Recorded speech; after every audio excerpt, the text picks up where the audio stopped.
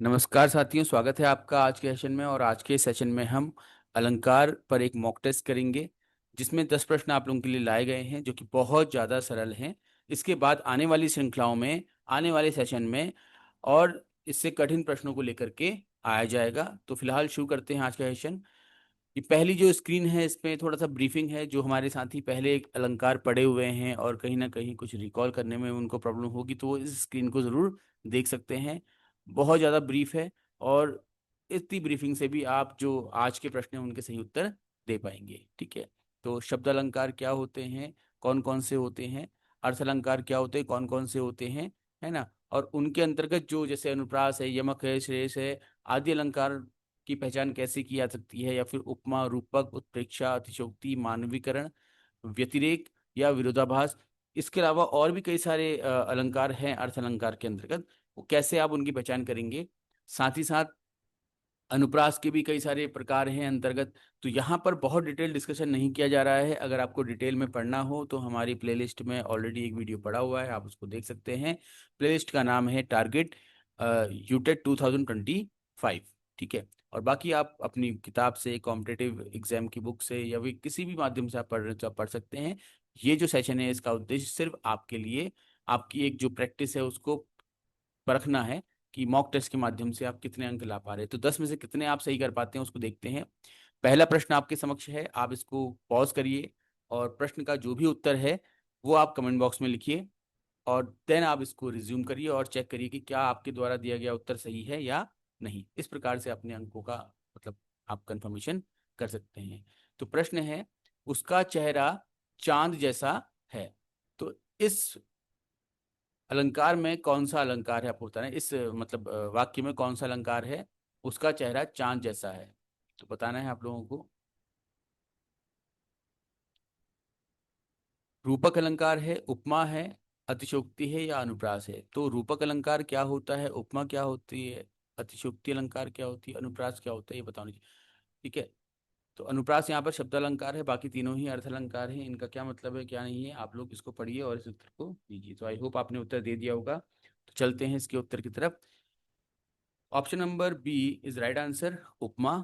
क्योंकि उपमा अलंकार जो है, उपमा अलंकार में हम क्या करते हैं, हम तुलना करते हैं। देखो, तुलना तो हम सभी में करते हैं, रूपक में भी करते हैं और भी कई सारे अलंकारों में करते हैं। लेकिन उपमा अलंकार की विशेषता ये होती है कि यहाँ पर एक उपमेय होता है, ठीक है, जिसकी उपमा दी जाती है, यानी कि जो विशेषण का काम करता है। एक होता है उपमान, ठीक है, और एक होता है आपका साधारण धर्म। ठीक है, कि तुलना तो की जा रही है, किस आधार पर की जा रही है। जैसे यहाँ पर उसका चेहरा चांद जैसा है, तो हम क्या कहेंगे, चांद जैसा बहादुर है या चांद जैसा सुंदर है ना। तो चांद जैसा जब हम बोलते हैं तो ऑटोमेटिकली सुंदर शब्द यहाँ पर आता है। तो सुंदर यहाँ पे लिखा हुआ नहीं है, अन्यथा लिखा गया होता तो उसको हम साधारण धर्म कहते हैं। मतलब वह गुण जिसकी तुलना की जा रही है। ठीक है। तो जैसा जो शब्द यहाँ पर आपको देखने को मिल रहा है, इसको हम कहते हैं वाचक शब्द। तो वाचक शब्द कई सारे होते हैं, जैसे सा, सी, तुल्य, सम, जैसा, ज्यों, सरिस, के समान। ये हिंदी का वाक्य है, बहुत सामान्य है। तो यहाँ पर जैसा शब्द देख करके आप पता लगा सकते हैं। ठीक है। सा शब्द देख के पता लगा सकते हैं। अगर चौपाइयाँ होंगी या कोई आपकी कविता की पंक्ति होगी तो वहां पर हो सकता है कि आपके लिए ऐसे शब्दों का प्रयोग किया है, जैसे कि सरिस है ना, या अन्य कोई शब्द हो सकते हैं। तो वहाँ पहचान करने में थोड़ी दिक्कत हो सकती है। तो बहरहाल अभी हमको उतना डीपली नहीं जाना है। अगर आपने पढ़ा है बहुत अच्छे से तो अच्छी बात है, नहीं पढ़ा है तो फिलहाल हम स्टेप बाय स्टेप चलते हैं। पहले आप सिर्फ अलंकारों की पहचान तो करना सीखें, उसके बाद थोड़ी सी इसकी कॉम्प्लेक्सिटी को हम जानेंगे। तो क्योंकि यहाँ पर जैसा जो शब्द है वो दिखाई दे रहा है हमको, उसका चेहरा चांद जैसा है ना। चांद के जैसा क्या है, चेहरा है। ठीक है। तो चेहरे की तुलना की जा रही है चांद से। ठीक। तो जैसा जो है वो क्या है यहाँ पर आपका, क्या कहेंगे, इसको वाचक शब्द कहेंगे। ठीक है। तो ये भी आपको पता होना चाहिए कि जैसा यहाँ पर वाचक शब्द है, तो जहां पर वाचक शब्द का प्रयोग किया जाता है ऐसे अलंकार को उपमा अलंकार कहते हैं। ठीक है। जहां पर मतलब तुलना की जा रही है और वाचक शब्द का प्रयोग किया जा रहा है। तुम मेरे जीवन के सूर्य हो। ठीक। तुम मेरे जीवन के सूर्य हो में कौन सा अलंकार है, रूपक, उपमा, श्लेष या फिर उत्प्रेक्षा, बताना है आपने।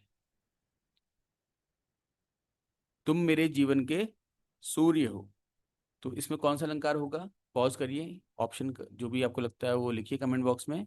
ठीक है, आंसर है रूपक। यहां पर आप देख सकते हैं कि यहाँ तुलना तो की गई है ना, अपने जिसके लिए भी कह रहा है कवि, तुम मतलब कोई भी हो सकता है, ठीक है, उसका बच्चा हो सकता है, उसकी पत्नी हो सकती है, या फिर कोई भी हो सकता है, तुम मेरे जीवन के सूर्य हो। तो जिस व्यक्ति के लिए वो कह रहा है, उस व्यक्ति की तुलना कर रहा है वो सूर्य से, जैसे सूर्य रोशनी देता है ना, ठीक है, तो सूर्य से तुलना कर रहा है, लेकिन वो वाचक शब्द का प्रयोग यहाँ पर नहीं कर रहा है। ठीक है, वो सीधा सीधा सूर्य बोल दे रहा है उसको कि तुम मेरे सूर्य हो। राइट, तो ऐसा जब बोध होता है तो इसको हम किस अलंकार के अंदर रखते हैं? रूपक अलंकार के अंदर रख देते हैं। ठीक है, जैसे वह वह शेर है, ठीक है, वह शेर जैसा बहादुर है नहीं बोला, वह शेर है बोल दिया सीधा सीधा। समझ में आ रहा है? वह लोमड़ी है, वह लोमड़ी जैसे चालाक है नहीं बोला, वह लोमड़ी है बोल दिया। आप समझ रहे होंगे ना, आई होप। ठीक है, तो ये है आपका रूपक, जहां पर वाचक चिन्हों का, या फिर हम कहें कि जो साधारण धर्म है, इनका प्रयोग किए बिना सीधा सीधा क्या है, आरोपित कर दिया जाता है गुण को, उसे हम रूपक अलंकार की श्रेणी में रखते हैं। ठीक है, चतुर चपल चित चोर चितवन वाला, तो बताना है आपको इस पंक्ति में अलंकार कौन सा है। तब यहाँ पर अनुप्रास है, रूपक है, यमक है, या विरोधाभास है। तो सरल है, आप सभी लोग पहचान गए होंगे, उत्तर भी आपने दे दिया होगा। तो आगे बढ़ते हैं, यहाँ पर अनुप्रास है, और अनुप्रास अलंकार क्या होता है आप लोग को पता होना चाहिए, पता ही होगा आई होप। ठीक है, इतना सामान्य से तो प्रश्न ही है। तो अनुप्रास अलंकार किसे कहते हैं? अनुप्रास अलंकार उसे कहते हैं जहां पर एक ही वर्ण की, ठीक है, बार बार आवृत्ति हो रही होती है, यानी कि फ्रिक्वेंटली वो आ रहा होता है। जैसे यहाँ पर कौन सा वर्ण बार बार आ रहा है? चौ आ रहा है। चौ, चतुर में चौ है, चपल में चौ है, चित में चौ है, चोर में चौ है, चितवन में चोर चौ है। ठीक है, तो चौ क्या है? बहुत बार आ गया आपका। सिर्फ एक वर्ण, शब्द की बात नहीं कर रहे हैं, एक वर्ण की जब पुनरावृत्ति होती है, एक वर्ण बहुत बार आता है कंटिन्यूअसली किसी एक पंक्ति में, तो वहां पर अनुप्रास अलंकार होता है। ठीक है, दूसरा, अभी अनुप्रास अलंकार के प्रकार भी होते हैं, जैसे शिका अनुप्रास होता है, लाटा अनुप्रास होता है, लेकिन अभी हमने उस तरफ नहीं जाना है, उधर आपने अपने को डाइवर्ट करना ही नहीं है। अगर आपने बहुत ज़्यादा डिटेल में पढ़ा भी है अलंकार, तो ठीक है, आप बस ये ध्यान में रखिए कि आप इन प्रश्नों के उत्तर दे पा रहे हैं या नहीं दे पा रहे हैं। तो नेक्स्ट चलते हैं। ठीक है, उसकी आंखें सागर से भी गहरी हैं। ठीक है, अब बताइए कौन सा अलंकार होगा? सागर से भी गहरी है, मतलब आंखों की तुलना की जा रही है सागर की गहराई से, और कहा जा रहा है कि सागर से भी गहराई गहरी है। तो सागर से गहरा तो वास्तविक रूप में कुछ होता ही नहीं है। अगर हम तुलना करेंगे तो तुलना हम किसी वास्तविक तथ्य से कर सकते हैं ना। जो तथ्य वास्तविक है ही नहीं, उससे तुलना कैसे कर दी जाए? ठीक है, तो सागर से गहरा कुछ होता ही नहीं है, और ये कह रहे हैं कि सागर से भी गहरी आंखें हैं। इसका मतलब क्या है? ये कहीं ना कहीं इसमें अतिशोक्ति अलंकार की पुष्टि कर रहा है। ठीक है, तो उत्तर हो जाएगा अतिशोक्ति अलंकार। आगे बढ़ते हैं, विद्याधन है। ठीक है, बताइए कौन सा होगा? रूपक, उपमा, यमक, या अनुप्रास। अभी इससे पहले के दो एक प्रश्नों में हम चर्चा कर चुके हैं इस पर। बहुत सरल प्रश्न है। विद्या की तुलना धन से की जा रही है, लेकिन सीधे विद्या को धन कह दिया गया है। ना तो साधारण धर्म का प्रयोग किया गया यहाँ पर, मतलब गुण का प्रयोग भी नहीं किया गया है, और वाचक शब्द का प्रयोग भी नहीं किया गया है। ठीक है, तो विद्या धन है, यानी कि ये कौन सा ऑप्शन हो जाएगा आपका? रूपक, ऑप्शन नंबर ए। आगे बढ़ते हैं, काली घटा मानो बरस बरस कर रो रही है। मानो मतलब क्या है? कि मान मान लो, मतलब कि जैसे कल्पना कर लो उस चीज की। तो जहां पर कल्पना की बात करते हैं, है ना, तो वहां उत्प्रेक्षा अलंकार की अनुभूति होती है, कहीं की पुष्टि होती सी लगती है। अच्छा, अब कैसे पहचानोगे कि उत्प्रेक्षा अलंकार है या नहीं है? ठीक, तो रूपक और उपमा तो नहीं है यहाँ पर। ठीक है, सीधे सीधे हम आ गए उत्प्रेक्षा की तरफ। चलिए, मैं ऑप्शन दे ही दे रहा हूँ आपको, उत्प्रेक्षा इसका ऑप्शन नंबर ए है। तो जैसे उपमा अलंकार में कहा था, सा, जैसा, ठीक है, ऐसे शब्दों का प्रयोग किया जा रहा है, वाचक शब्दों का। तो यहां पर उत्प्रेक्षा में जो वाचक शब्द होते हैं, वो होते हैं मनो, मानो, मनु, मानहु, जानो, जानहु, जनहु, जो, मतलब कि ऐसा शब्द जो कि कल्पना की ओर आपको लेके जा रहा है।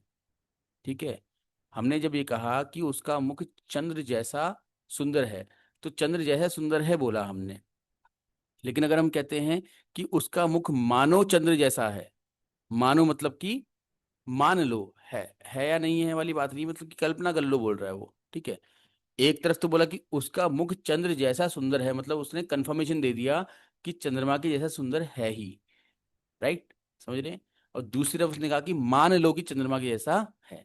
तो मान लो मतलब कल्पना कर लो, जहां पर कल्पना करने की बात आएगी तो वहां पर ऑप्शन हो जाएगा क्या, उत्प्रेक्षा अलंकार। तो याद रखना है, तीन बहुत सामान्य से जो आपके ये अलंकार हैं। ठीक है, ये आप जो इससे पहले आपकी स्क्रीन थी ना, फर्स्ट स्क्रीन थी, उसको आप नोट भी कर सकते हैं, वो समझने के लिए काफी है, आपके लिए अपने लिए इनफ है। ठीक है, तो देखिए यहां पर आप देखेंगे कि उपमा अलंकार, वह सिंह के समान वीर है। ठीक है, वह कोई व्यक्ति है। ठीक है, तुलना की जा रही है किससे, सिंह से। सिंह की वीरता, सिंह का कौन सा गुण लाया जा रहा है तुलना में, वीरता। ठीक है, और जो बोधक शब्द है या वाचक शब्द वो क्या है आपका, समान, के समान। ठीक है, के समान बोल दिया, या सिंह जैसा बोल देते, के समान को हटा करके हम जैसा बोलते तब भी काम चल जाता, या हम सा बोल देते तब भी काम चल जाता हमारा। समझ में आ रहा है ना आप लोगों को। तो ये जो के समान, सा, जैसा, ये शब्द क्या है आपके वाचक शब्द हैं, जो कि तुलना के लिए काम में लाए जाते हैं। और रूपक में बोला हमने कि वह सिंह है, वो शेर है। समान तो बोल ही नहीं रहे हम, सीधे बोल दे रहे हैं कि हाँ शेर ही है करके वो। अब उत्प्रेक्षा में अगर यही उदाहरण में रखता तो वह मानव सिंह के समान है। ठीक है, वह मानो सिंह के समान वीर है। समझ में आ रहा है। तो वह मानो मुस्कुरा रहे हो, फूल मानो मुस्कुरा रहे हो। तो मानो शब्द जहां पर आपका आएगा वो क्या होगा, उत्प्रेक्षा अलंकार हो जाएगा। मुझे लगता है कि इतनी चर्चा से अ, जिन साथियों ने पहले अलंकार नहीं पढ़ा है या बहुत पहले पढ़ा हुआ है, भूल रहे हैं, उनके लिए इतना काफी है। जो पढ़ करके आए हैं उनके लिए तो डिस्कशन की जरूरत ही नहीं है, वो तो अब तक कंप्लीट करके अपना सेशन फ्री भी हो गए होंगे। ठीक है, तो आगे चलते हैं, क्वेश्चन नंबर 5 हम कर रहे थे। ठीक, अ, ये क्वेश्चन नंबर 6, सॉरी, उत्प्रेक्षा अलंकार, काली घटा मानव छाई वाला। फिर अब नेक्स्ट क्वेश्चन की तरफ हम आते हैं। क्वेश्चन देखो आप, बरसी जलद जगमग भया, बन सॉरी बग बनी मनोहर। आपको अब देखो होगा क्या ना, एग्जाम में यही दिक्कत आएगी कि हम बैठे हैं पेपर देने के लिए, हमको कंसेप्ट पूरे क्लियर हैं अलंकार के, हमको सारे अलंकार अच्छे से आते हैं, लेकिन प्रॉब्लम कहाँ आएगी, जो पंक्ति दी गई है, जो चौपाई दी गई है, या जो फिर दोहा दिया गया है, छंद दिया गया है, क्या हम उसको समझ पा रहे हैं या नहीं समझ पा रहे हैं, उसका अर्थ पता होना चाहिए ना हमको। अब बरसी जलद जगमग भया, बन बनी मनोहर, इसका अर्थ ही नहीं पता तो क्या लगा पाओगे आइडिया, बताओ कि कौन सा अलंकार है कौन सा नहीं है। तो इसके लिए आपको अधिक से अधिक अभ्यास करने की आवश्यकता है, अधिक से अधिक आपको छंद चौपाइयाँ पढ़नी चाहिए। सिर्फ कंसेप्ट क्लियर करने मात्र से नहीं होगा, कंसेप्ट तो क्लियर करना आपका स्टेप 1 है। स्टेप 2 होना चाहिए कि आप जिस पंक्ति में, जिस भाषा में आप अलंकार की पहचान करने जा रहे हो, वो भाषा आप समझ में भी आपको आ रही नहीं आ रही करके। ठीक है, तो इस अलंकार सॉरी इस प्रश्न संख्या 7 में कौन सा अलंकार होगा बताइए आप लोग। ठीक है, तो ऑप्शन देखिए थे, इसका आंसर है मानवीकरण। ठीक है, बरसी जलद जगमग भया। ठीक है, बन बग बनी मनोहर। तो यहाँ पर दो शब्द आपको देखने में मिले, जलद, जलद बोलते हैं हम बादल को जनरली। ठीक है, तो बादल का पर्यायवाची होता है जलद। दूसरा है आपका बगुला, बगुले को बोलते हैं हम बग। अब हमको पता नहीं होगा तो हम इस पे आगे बढ़ ही नहीं पाएंगे। जब ये कहेगा कि बादल जगमग हो गया है, तो इसका मतलब क्या है कि हम उसके रूप परिवर्तन की बात कर रहे हैं, और रूप परिवर्तन जो क्या है सामान्यतः व्यक्ति में होता है। ठीक है, मानवीकरण उसका किया जा रहा है। उसी प्रकार से हम, बगुला तो ठीक है, बगुले का तो मानवीकरण की जरूरत ही नहीं है, बगुला तो आपका ऑलरेडी एक जीव होता ही है। ठीक है, तो इस प्रकार से बादल और बगुलों को मानवीय रूप में प्रस्तुत किया जा रहा है। ठीक, तो ये मानवीकरण अलंकार है। ऐसे अलंकार जहां पर अमानवीय वस्तुओं या क्रियाओं की तुलना जो है वो मानवीय तुलनाओं से, मानवीय क्रियाओं से कर दी जाती है, यानी कि जो निर्जीव वस्तुएं उनको सजीव मान लिया जाता है, तो ऐसे अलंकारों को, ऐसे जगह पर मानवीकरण अलंकार होते हैं। जैसे कि हम कहें कि बादल दौड़ रहे हैं, क्या बादल दौड़ सकते हैं? दौड़ता तो इंसान है, जानवर है। तो बादल दौड़ रहे हैं का तो मतलब हमने मानवीकरण कर दिया उसका। समझ में आ रहा है? हमने कहा सूरज बादलों के पीछे छुप गया। सूरज कोई व्यक्ति थोड़ी जो छुपेगा। समझ में आ रहा है? वो तो अपनी जगह पर है, बादल उसके आगे से आया हुआ है। छुपने का कार्य तो व्यक्ति, मनुष्य, जीव ऐसे लोग करते हैं। ठीक है, तो मानवीकरण वहां भी कर दिया हमने। बात समझ में आ रही होगी आप लोगों को, आई होप। ठीक है। इसी प्रकार से हम ये कहते हैं जब कि चांद ने तारों की चुनरी ओढ़ ली है, तो हम चांद को एक मनुष्य की तरह ट्रीट कर रहे हैं कि वो चुनरी ओढ़ रहा है। तो यानी कि चांद के चुन्नी ओढ़ने की जो प्रक्रिया है वो क्या है? मानवीकरण कर दिया उसका हमने। ठीक है। तो कहने का मतलब यह है कि जब हम किसी अमानवीय वस्तु या घटना को मानवीय घोषित कर देते हैं, तो फिर वहां पर मानवीकरण अलंकार हो जाता है। ठीक, आगे बढ़ते हैं। मांगन मरण समान है, मांगना मरने के समान है। ठीक है। तो यहाँ पर कौन सा अलंकार होगा? रूपक, व्यतिरेक, उपमा या मानवीकरण बताना है आप लोगों ने। तो आंसर इसमें है उपमा। क्यों है? क्योंकि मांगन मरण समान है। ठीक है। वाचक शब्द जैसा का प्रयोग नहीं, ये गलत है आपका एक्सप्लेनेशन। वाचक शब्द समान है, यहाँ पर समान का प्रयोग किया है। ठीक है। आगे बढ़ते हैं। राम ही केवल प्रेम प्यारा, राम ही केवल प्रेम प्यारा में कौन सा अलंकार है? तो अब बताइए आप लोग, क्या अलंकार होगा इसमें? रूपक है, व्यतिरेक है, उत्प्रेक्षा है, अनुप्रास है। तो कोई तुलना तो कर नहीं रहे हैं हम। ठीक है। है ना? तो रूपक उपक तो होगा नहीं। इसी प्रकार से कोई हम इसमें कोई कल्पनाशीलता की बात भी नहीं आ रही, तो उत्प्रेक्षा भी नहीं होगा। अनुप्रास नहीं होगा क्योंकि इसमें कोई एक वर्ण जो है उसकी पुनरावृत्ति नहीं हो रही है, बार बार कोई वर्ण नहीं आ रहा। देखो रॉ एक ही बार आया है, एक बार यहाँ लास्ट में आ गया। ठीक है। मो भी यहाँ पर दो तीन बार आया, मतलब नहीं हो रहा है। एक प्रकार से हम कहें कि अनुप्रास अलंकार भी यहाँ पर नहीं हो, क्योंकि किसी भी वर्ण की पुनरावृत्ति नहीं हो रही है, मतलब बार बार वो वर्ण नहीं आ रहा है। तो बचा क्या ऑप्शन इसमें आपका? ऑप्शन नंबर बी, व्यतिरेक अलंकार। अब ये व्यतिरेक अलंकार क्या होता है? तो जहां पर उपमेय को उपमान से श्रेष्ठ बता दिया जाता है, वहां पर आपका व्यतिरेक अलंकार होता है। इसके लिए नेक्स्ट सेशन आएगा, उसमें हम डिस्कशन करेंगे, अगर आपको जानना होगा तो। ठीक है। तो फिलहाल बहुत ज़्यादा डिस्कशन इस पर नहीं करेंगे, आगे के प्रश्न की तरफ चलते हैं। इसलिए नहीं कर रहे हैं क्योंकि जिन्होंने अलंकार पढ़ा ही नहीं है वो कंफ्यूज हो जाएंगे। ठीक है। और जिन्होंने पढ़ रखा है, अच्छे से पढ़ा हुआ है, तो उन्होंने इसको पढ़ा ही होगा, कोई नई बात इसमें नहीं है। तो जो बिल्कुल नहीं पढ़ के आए हैं, जो बहुत पहले से पढ़े हैं, भूल रहे होंगे, उनके साथ अभी हमने तीन चार जो अलंकार डिस्कस किए हैं, जैसे अनुप्रास है, यमक है, रूपक है, उत्प्रेक्षा है, मानवीकरण है, ये अपने आप में सफिशिएंट, क्योंकि ये बहुत बार यूज होते हैं और ये हमको लगभग पता ही होते हैं। ठीक है। अब कुछ विशिष्ट तरह के जैसे व्यतिरेक है या कोई अन्य आपके जो अलंकार, और भी कई सारे अलंकार होते हैं। ठीक है। तो उन पर चर्चा अभी नहीं होगी, उसको हम बाद में करेंगे। और आप चाहे तो फिर प्लेलिस्ट में वो अलंकारों पर चर्चा की गई है, तो आप उसमें से भी वीडियोस देख सकते हैं। जल बिन मीन ज्यों, जल बिन मीन ज्यों, पहले तो इसका अर्थ क्या होता है यही पता होना चाहिए। ठीक है। और उसके बाद बताइए कि इसका, इसमें कौन सा अलंकार होगा? बताइए उत्तर क्या है इसका?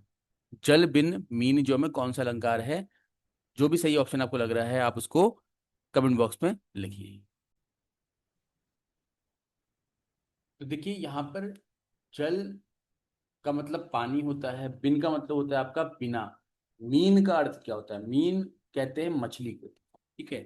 तो जल बिन मीन जो, तो जैसे जल के बिना मछली, तो इसमें कौन सा अलंकार आएगा? ठीक है। तो अलंकार आएगा आपका उपमा अलंकार। तो उपमा अलंकार यहाँ पर आपका आ जाएगा, क्योंकि जल के बिना मछली की बात की जा रही है। ठीक है। और दूसरी बात, इसके पहचान जो है वो आपकी है, ज्यों शब्द का यहाँ पर प्रयोग हो रहा है। ठीक है।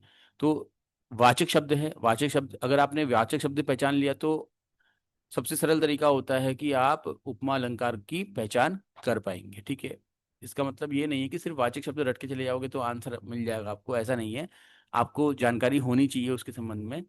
फिर भी जब कभी ऐसे कोई वाक्यांश आ जाते हैं या फिर ऐसे कोई पंक्तियां आ जाती हैं जिनका अर्थ ही नहीं मिल रहा हमको, और उत्तर देना ही देना है, तो वहां पर आपको ये वाचक जो शब्द है ये कहीं ना कहीं सहयोग कर देंगे पहचान करने में। ठीक है, क्योंकि वाचक शब्द का प्रयोग देखो उपमा में ही होता है, रूपक में होता नहीं है, अतिशयोक्ति में होता नहीं है, अनुप्रास में होता नहीं है, तो बचा क्या? उपमा। तो इसका उत्तर आपका उपमा हो जाएगा। ऐसे भी आप पहचान कर सकते हैं। तो आज का सेशन इतना ही है। 10 प्रश्नों की चर्चा अभी हमने की है। आने वाले सेशन में हम अलंकार के कई और प्रश्न भी लेकर के आएंगे, जिनमें से कुछ जटिल प्रश्न होंगे और कुछ आप लोगों के पुराने यूटेट की परीक्षाओं में पूछे गए प्रश्न ही मैं लेकर के आऊँगा आपके लिए। ठीक है, तो आप देख भी लेंगे कि का मतलब जो लेवल है, कठिनाई जो स्तर है वो कितना है, कैसे हमको तैयारी करनी है, क्योंकि समय इतना बचा नहीं है।